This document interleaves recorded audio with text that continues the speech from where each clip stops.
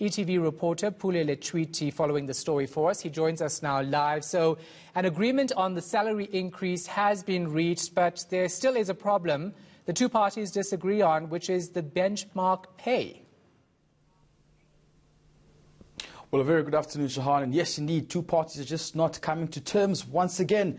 And this is the same similar events that are unfolding since last year, where we saw the initial agreement being signed in 2019 to say that the unions would receive the back pay and, of course, a 6.25 salary increment. So when we went to the City of Tshwane today, and what we were told is that, look, we can only give them 3.25%. That was earlier on.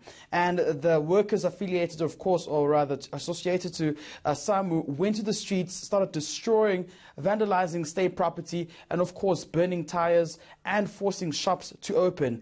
Then we got a message again to say that there's been an agreement for 6.25%, but the city just cannot afford to pay the outstanding back pay amount which was agreed on last year. We spoke to the city spokesperson, Selby Bukaba, and this is what he had to say to us earlier on.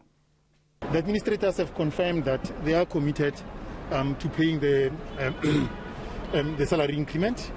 However, they've indicated that they won't be in a position to pay the benchmarking monies because they're saying it's simply unaffordable to them.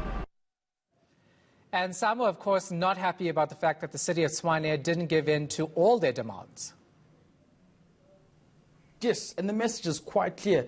Pay us our outstanding benchmark amount or there will still be trouble. That's according to some of the workers who are in this union and saying that, you know, it can't be that last year there was an agreement and just come this year now when the money is supposed to be rolled into the accounts, they're receiving absolutely nothing. So as much as the union welcomes the 6.25%, they're still saying the benchmark should be paid because this is a reason why we've seen or rather witnessed these events of a total chaos erupting in the City of Tshwane, and this is what one of the workers had to say earlier as well.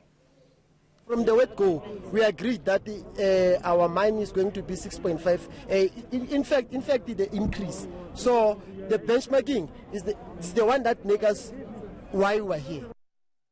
So we know that the City of Tshwane can't actually afford that benchmark pay. Does this mean there will be a protest and court action, or just court action?